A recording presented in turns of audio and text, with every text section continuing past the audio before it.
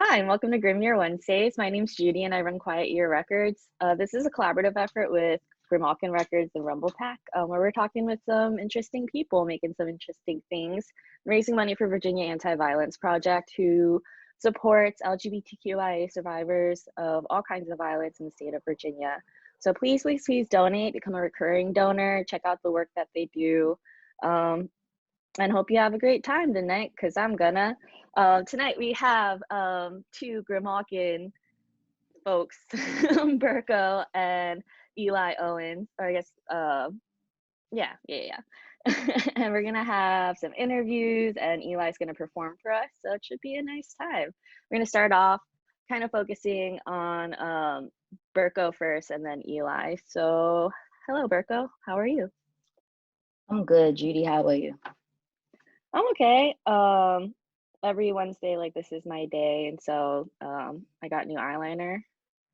I have no one else Awesome. to show but y'all, so here you go. That's um, fantastic. Thank you. So I was listening to your music earlier today, or I guess two parts of your music today. So first I was checking out Berko Lover. hmm Um, could you tell us a little bit about the name? Because I'm already intrigued by that.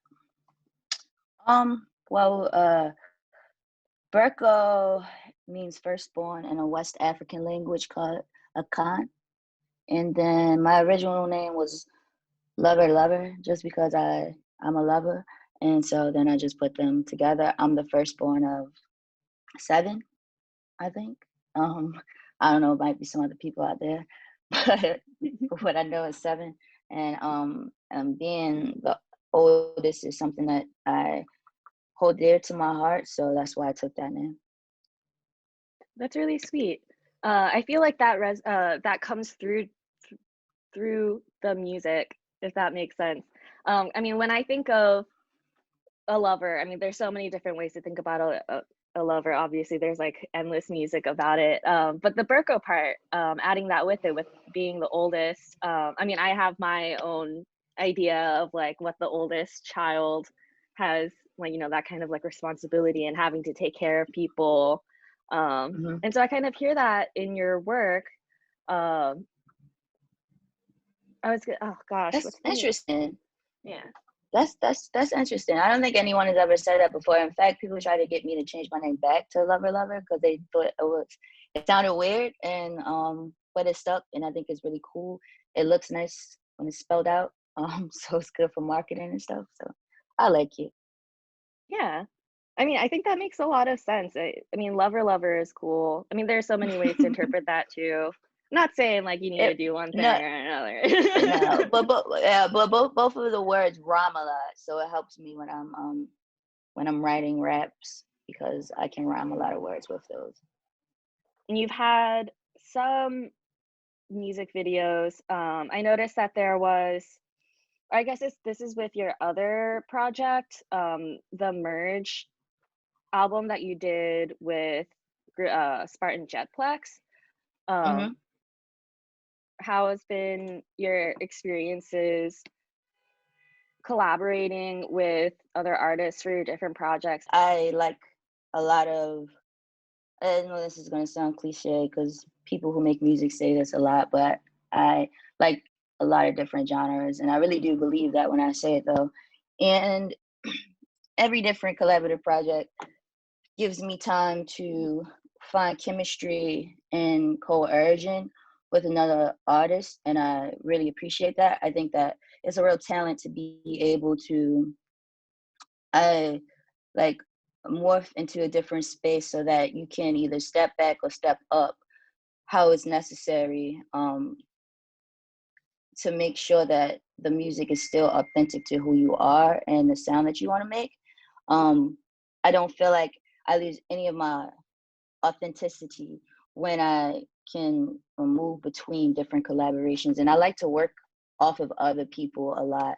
Um, and I found that a lot of people like to work off of me too and bounce ideas. And I think that because music is so inspired by other other songs. Like you'll hear a song, you might not even know that you're playing a song that you heard before. You might think that you just made that song. So I think it's really cool when you meet another person and you can make a really good song together, and you two sound like you've always been working together.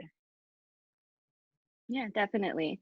How was the collaborative process for, I guess I'm thinking about Merge specifically because So Nice Yesterday and Spartan and Jetplex, they come from such, I guess, like opposite, not opposite, different ends of spectrums and genre, where I think Grim focuses more on like that, like ambience and um, kind of like spooky vocals, and then in combination with your singing and rapping, yeah, that it sounded very seamless. How was the process for collaborating for that album specifically? Um, which one? A Merge? Hmm. With Merge, I like the word spooky. I think that I like spooky music in general, and I think that the spookiness shows up in a lot of my work, especially my older work. Some of the work that I hope you don't find, but it was really spooky. It was like horrorcore rap. So spooky has always like really been something that's been a part of my musical fiber, I think. So like.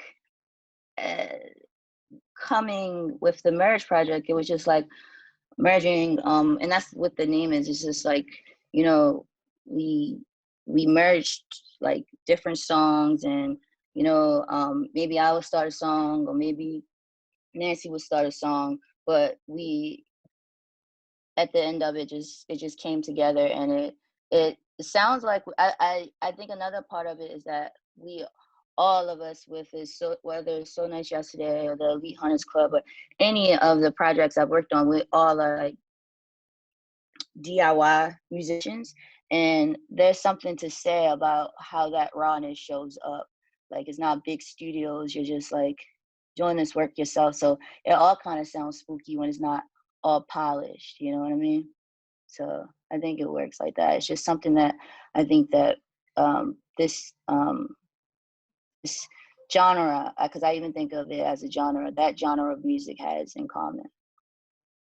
For sure. I think at this point in time, when it comes to like genres of music, nothing can just be one thing anymore. There's no straightforward anything. Everything is influences on influences and collaborations and thinking about how we do music differently. And I think that's really interesting. And I see how that comes out through y'all's work. It seems so seamless. Yeah, thank you. That's really what I aim for. Um, and I mean, it's seamless, but then there's still a lot of noise. There's still a lot of quirky and weird sound effects. Like I don't want anything to not be a little bit. I'll just say it, weird. I like it Mhm. to feel strange and something that you never heard before, even if you have heard something like it before. For sure. I mean, I think that a part of that is why I personally really like reading lyrics, because regardless of, or I guess like, yeah, regardless of how a song sounds, when the writer has their specific lyrics that go alongside it, it is another way to, I guess, be more direct about what the artist is trying to come across with. Hmm. Yeah. Grim just said in the chat room that for Merge, they kind of just took turns starting the songs and they have something in common Yeah, at the base of it. That's yeah, cool. yeah, yeah. So I feel like we talked a little bit about what you've been working on in the past, but could you tell us a little bit about what you've been up to in the past, like, I don't know, if you have anything musically going on in the past recent times? Yeah, I have a project. I have two projects I'm working on right now. Um, when I started off like my journey with music, I just used to produce so much. And I mean, like not just making beats or producing songs. I mean, just like bodies of work. And I think I may have gotten a little bit burnt out. And so right now, and I'm just kind of really taking my time, and I don't feel the same urgency as I did before. I think especially during the times that we are in now, like you have to sit with yourself, and there is really no sense of urgency for me right now. I mean, I'm doing this music for my, of course I want to do it for people to listen to. Being a musician and wanting to perform on stage, we all know that's fame. We want people to look at us and we want people to listen to something that we made and we're like, yes, this sounds good, you should listen to it. If not, we wouldn't put it out, we would just have it for ourselves. But at the same time, I think that there has to be a time when you recognize that if you're doing music for someone else, then it's just not going to be very helpful for your mental health. And so yeah, right now I am working on 2 projects. I have a solo project that I'm working on with a producer named Action Bastard. We used to make a lot of my earlier work together. And we have a So Nice Yesterday EP coming out relatively soon. We just finalized the track list. It's going to be between 5 and 6 songs, and it's called Chant, and that'll be coming out soon. That's really exciting. Is that coming out through Grimalkin, or do you know? It should, I do believe so. I might have to double check, but I do believe, I know that mine is, and I believe So Nice Yesterday is too. So yeah. Yeah, for sure. Yeah. Grim just said yes, please. So that's Yeah. exciting. I'm looking forward to that. Kind of on the same vein, but more expanded, I guess. Um, so this is kind of a general question that we ask for all of our guests, and that is, what do you want for the future? And this doesn't have to be related to music, just a general, I guess, what do you want?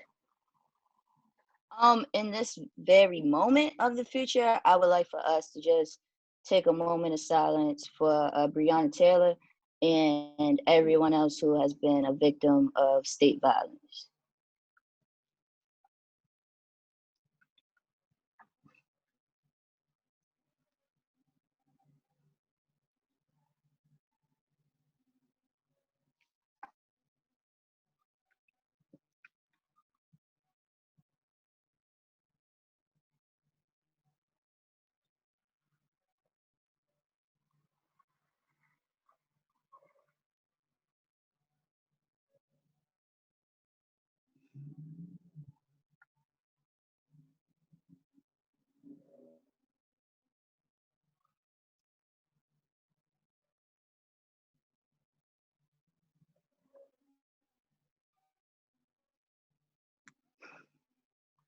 Okay, thank you all. And then more broadly than that, and still in the same vein, I would like to see the abolition of police.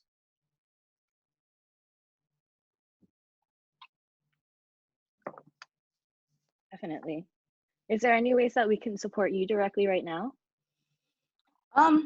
You can support me just by seriously doing everything in your power, really, to support. I don't even want to say support policies because the system is so broken. Just, I guess, everything in your power to be as informed as you can, not spread misinformation. I know that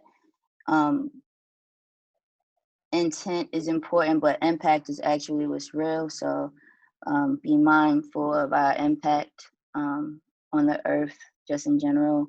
And I mean, if you really wanted to do something for me, then you would figure out how you can help in the fight for abolition. For sure. Thank you for saying that. No Um, problem.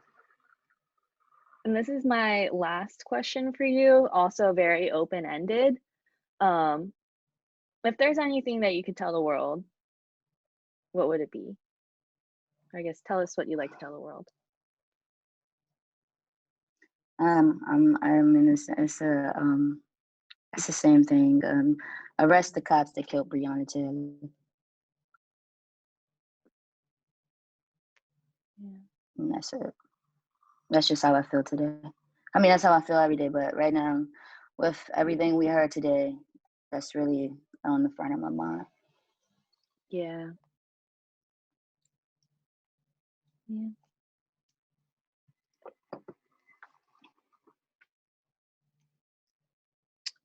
But Alright. with that being said, I really enjoyed getting to talk with you all about just music and myself in general, and I really appreciate the space. So thank you. Yeah, thank you for being here and for talking about your work. Um, Great at any time. And I definitely think that there's something for everybody there. So thank you again for being on here and for talking about yourself and for making the work that you do. And yeah, making space for us right now too. Oh, absolutely, no problem. Anytime. Alrighty. Well, I think now would be a good time to kind of switch over to Eli Owens.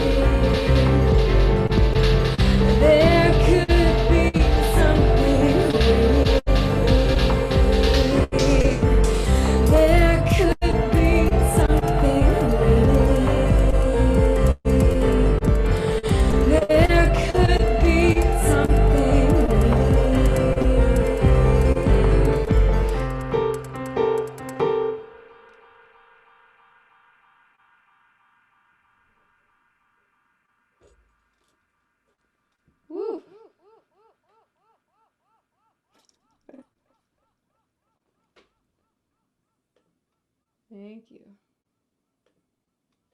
All right, I'm going to do something fancy with my camera now. Whoa.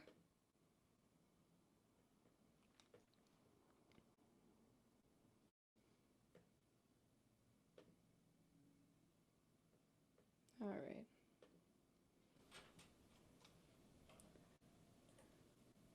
So, this next song is called Day One, and it's about getting sober, which I am now a little over a year sober.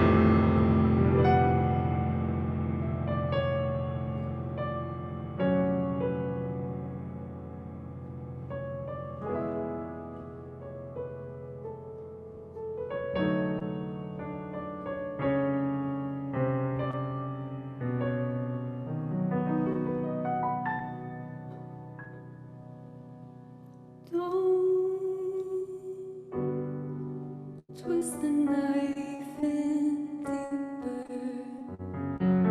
You don't need to suffer anymore than you are right now.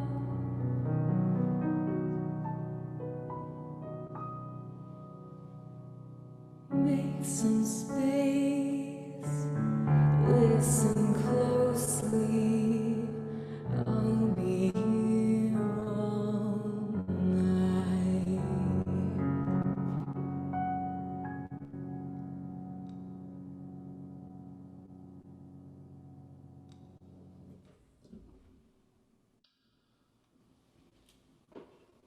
Thanks.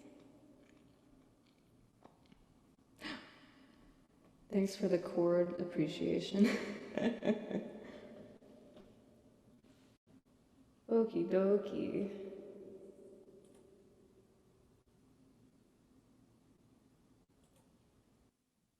Next up, this song.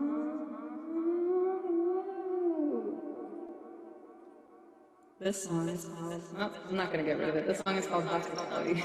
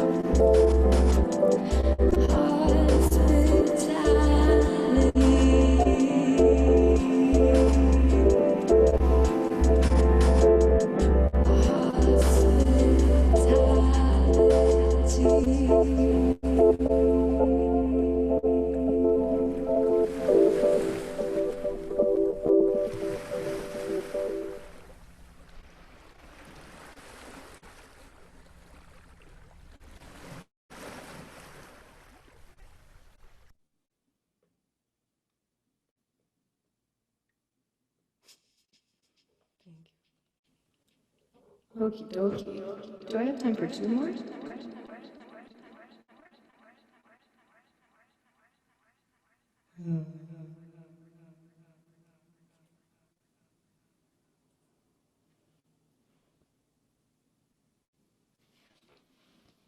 All right. So this one is very new. It's called Once in a While. You know, I feel like I might royally F this one up, but it's gonna be fine. I also have to read the lyrics because I don't know my own lyrics.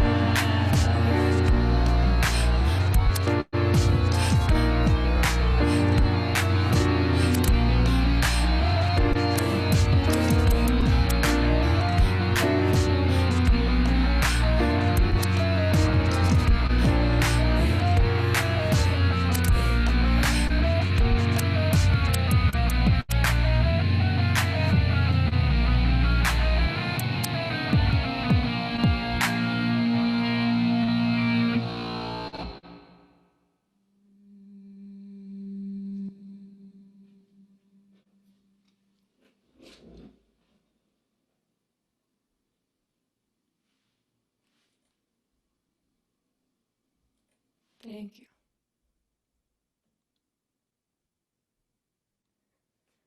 All right. One more song. dun, dun, dun, dun, dun. Testing, testing.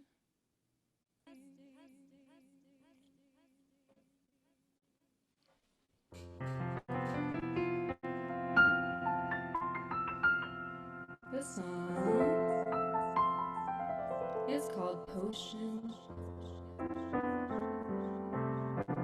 And it's also about addiction, I think. I think I'll choose a different background too.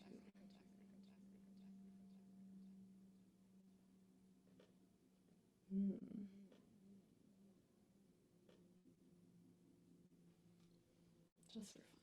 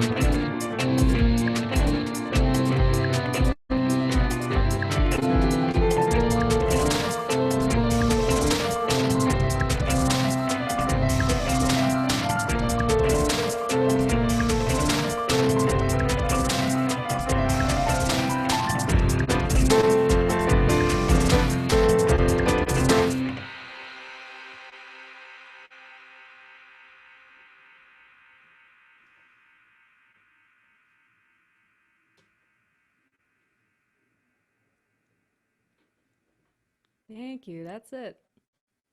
Thank you for performing. That was really, really wonderful. Just as a little reminder, this is Grimalkin Wednesdays, and that was Eli, also known as Elizabeth Owens. How are you doing? I'm doing all right. Trying to kind of settle myself. Yeah, for sure. Do you do anything interesting today? I taught pre-K through second grade music, so I would consider that pretty interesting. That is interesting. I mean, even that age group, just listing off that age group in itself, I feel like Yeah, I mean, it's always interesting when you're working with children that young. Are y'all doing virtual learning? No, so my school opened up in person, which is like kind of a blessing and a curse. Thankfully, they've been like pretty good. They've been really strict about keeping everybody distant. You know, everybody has to get their temperatures taken, everything sanitized like 80 times a day. So I don't feel super unsafe, which is good. And I feel like most of the teachers feel pretty okay. There are a couple, there was one teacher who left because she's older and immunocompromised. So that is sad, that she couldn't stick around because the school was just like, well, we're going to open. So you can stay or you can go, basically. Definitely. But it is nice to like get out of the house. And yeah, I did turn the music classroom into a storage room. So now I have to kind of wheel a little cart around into everyone's classrooms and teach music that way. So definitely keeps me on my toes. For sure. I remember that's how they did it with art classes in my elementary schools. The art teacher would bring around the little cart. Mm-hmm. So it was kind of a joy hearing the little squeaky wheels coming down the ramp. I would get really excited for that. Aw, yeah. Yeah, so this was your first Zoom performance, or I guess virtual performance, right? Mm-hmm. How would you say it compares to playing in real life? Huh. Well, I felt the same amount of like nervous energy. But it like I love not having to lug my gear around. It's really nice to just like have everything where it normally is and um yeah, stay in my hobbit hole. For sure. I definitely think a big part of the battle of playing live shows is literally getting there and setting up. Um, Mhm. let alone dealing with like if there's like a sound person or Ah, yes, the sound person. They're always so easy to work with. They're always so nice. I dream about it every night. Um, Actually, that was something that I was thinking about while looking over your music and thinking about how this would go over tonight. Because I noticed that I think one of the most interesting facets of your music is the different kinds of instruments that you use. Like, for example, I know there's a harp involved. Um, and I think you played there's other instruments that I don't remember right now, but the harp is the one that sticks out to me the most. Um, how has that been? How does that work creating and recording music for you? Um, I think I like to layer a lot of different sounds and I like to learn a lot, period. I like to learn a lot of instruments though. I'm kind of fascinated by like folk string instruments. So I have like a little psaltery on the wall. That koto, that's a Japanese instrument. Somebody gifted that to my partner and it's just been like hanging out in my house forever. But yeah, so I really like string instruments a lot. And um, normally when I write a song, I'll just kind of write something pretty simple. Um, I'll come up with like a melody in my head, or maybe I'll come up with like a cool chord progression on the piano. And then I normally just kind of like keep adding to it. So I'll just kind of tinker around on another instrument. And I record a lot of like improv sessions where I'll just like make stuff up. And normally that's what I end up like using. So it's mostly just kind of like stuff I make up. I mean, I feel like that's true of almost everyone, but it's stuff you make up and then, you know, it sticks with you. The more you hear it, you're like, oh, that'll work. That's fine. I mean, yeah, I think artists listen to their own music more than anyone else will ever, because just even the process of recording is just like you get to the point where you don't even know what you're listening to anymore. Yep. Yes. So I'm glad you said that it kind of comes together for you, because I mean, on the receiving end of that, I think it's really interesting. Like you said, all the layers that go into it, and I'm sure there's lots of stuff that I don't even pick up on that comes through as well.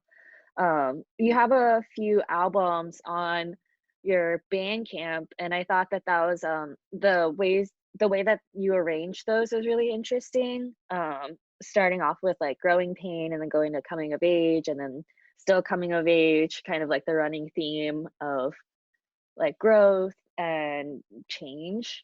I thought that was really interesting. Could you tell us a little bit about, I guess, your greater body of work, how that's changed over time?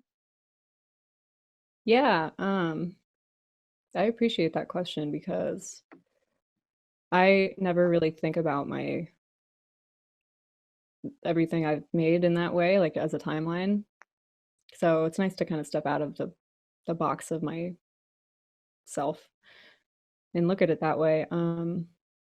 Yeah, I think my music like the primary purpose of my music is personal growth.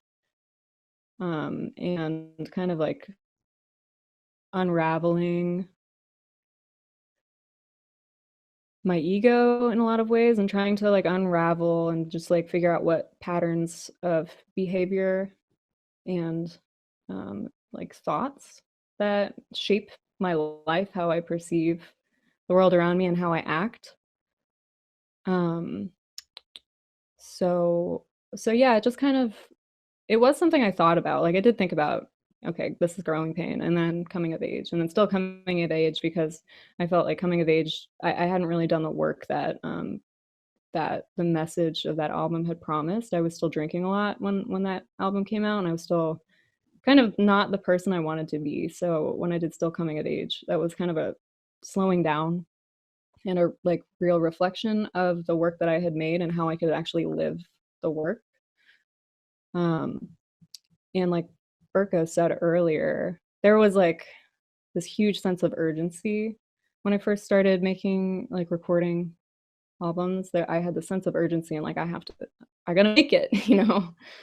Whatever that means. I have to prove myself essentially. I have to make something of value that other people will see and then like validate. Um, and I feel like Still Coming of Age was kind of like a slowing down and realizing that, well, actually, the reason I do this is primarily to make myself a better person. And so I just kind of like stripped everything down and tried to listen to my own work. So yeah, I don't know. I kind of rambled a little bit, but it was yeah, that's a good observation. Good question. I don't think you're rambling. Well, I mean, I guess that's coming from me, so maybe that doesn't mean anything at all. I We're mean, do both you ramblers. find It's fine. yes, yes. As you're reflecting on I guess the ways that you do growth, the ways that you make your life happen, do you find that's reflected in your teaching and the ways that you work with your students? Yeah, definitely. I feel like so I only started teaching about a year ago, like literally right after and kind of like right around the time that I got sober. And I feel like it completely changed me. Um, because you have to show up for your students. You have to show up for them and you have to be present with them. You have to be patient with them. You have to be compassionate with them. And you can't do any of those things really if you're not practicing that with yourself. So when I started teaching it, it just like kind of, I feel like it kickstarted my like sort of an upswing in, okay, I'm doing okay. It's gonna be okay. Like, I'm not perfect, but I can work on this. But I can work on this whole thing. So, yeah, I think teaching is like it's a very spiritual, emotional practice for me. It's not just about like content at all. It's about having relationships with people and really thinking about like what you're teaching them, For what sure. you're teaching yourself. Yeah. Yeah. And it's interesting because like from the student side, they don't see any of like the inner workings or the everything that it's taken to come up to this moment. They're just like, I'm here right now, I'm hungry. Yeah. I'm Right. It's bored. also very humbling. Oh, they don't know that you're a famous artiste. Yeah. Famous. They know that I work on music, but that's about it. Do you know if they've listened to it? I think some middle school students have probably like done a Google. They've probably done a Google on me. Which is fine. There's nothing like explicitly school inappropriate in my work, I guess. So whatever. Yeah. I mean, it's definitely a very personal side of you that we get to see, and then it's another side of you that your students get to see. So it's interesting the ways that they overlap. And you're the only person who is going to be able to get to see, all of those things together. Yeah. Yeah, that's kind of been something I've thought about a lot too. How much of it's something that I think every teacher probably has to answer for themselves, but like how vulnerable do you get with your students? How much do you share with them? What's appropriate? What isn't? What are your boundaries as a human? Um, yeah, I do play. I mean,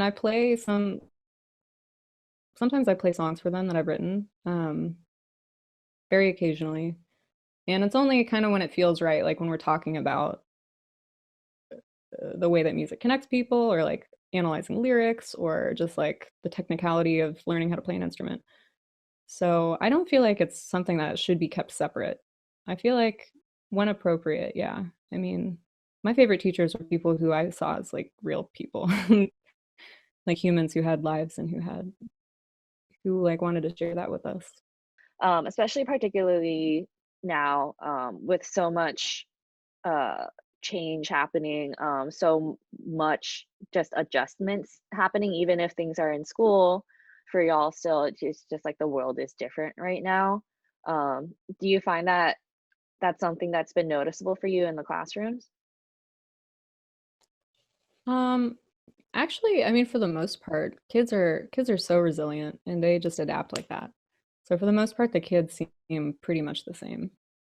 They're just like everything's normal, but now I have to wear a mask and stay 6 feet away from my friends. But it's definitely like drastically changed the way I think about teaching for the better because uh, it's gotten me thinking about teaching as a form of like care informed teaching, and focusing more on I'm focusing a lot less on like teaching kids how to read and write music, which I really don't think is that important. And more on like the history of our music in America and like the Black artists who kind of shaped American music and like what it means to really listen to a song. And I've been trying to like teach more listening than anything. Um, like music as a form of connection, hearing people's stories, and also like just trying to bring a little more light into the classroom because things do feel really heavy. And so it's kind of like lightened my load in that I'm less worried about like they have to get all their standards in and like they got to learn X, Y, and Z. And it's more about, all right, did they smile today? Like, did they listen to a new song that they'd never heard before today? Um, so yeah, that's been good. I feel like there's been a lot of positive from it. I think everything that you described for wanting for your students is stuff that applies to adults too. Have you smiled today? Have you listened to something new? Like, are you taking, like, what care do you put into your own life? It's really beautiful. And it's encouraging to hear that that's happening for the youth. Yeah. Yeah. This is the next question I have is same question I asked Berko earlier. Very broad question. Doesn't have to be related to music at all. What do you want for the future? I think, first of all, what Berko said, abolish the police. I want to see people, I want to see more listening. I want to see more active listening in the world, and like listening to pain, like listening to people who are suffering or are in pain, and also like listening to your own pain. That's been like a really big part of my work as a person the past few years, and I feel like it's opened my eyes in a lot of ways. So I also kind of feel like that's my job as a music teacher too. And that's kind of what I'm really focused on right now is, yeah, I think more listening in the future would be good. As a side note, I would also like to see more people subscribe to Grimalkin Records because it's such a great way to listen to the work of like marginalized people and to support them. I mean, I just got to give Grimalkin a shout out for that, for just having such a range of um, genres, people, perspectives, sounds. Yeah, it's really nice. Um, what's some ways that we can support you directly or specifically? I mean, I don't really need any support. I've got a really nice support net in my life. But if you want to support something I care about, then you can support Grimalkin. You can support VAVP, of course, who we're trying to raise money for. And like find something in your community that you can get behind and then support that. Yeah. For sure. Is there anything you would like to say to the world or would want the world to know?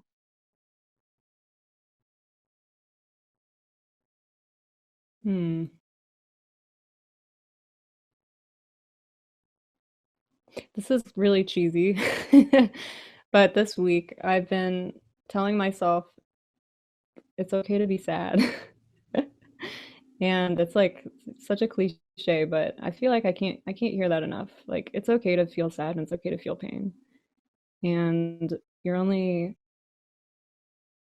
trying to like not feel it or thinking that you shouldn't be feeling that that's not gonna get you anywhere. So I feel like it's okay to feel really upset right now.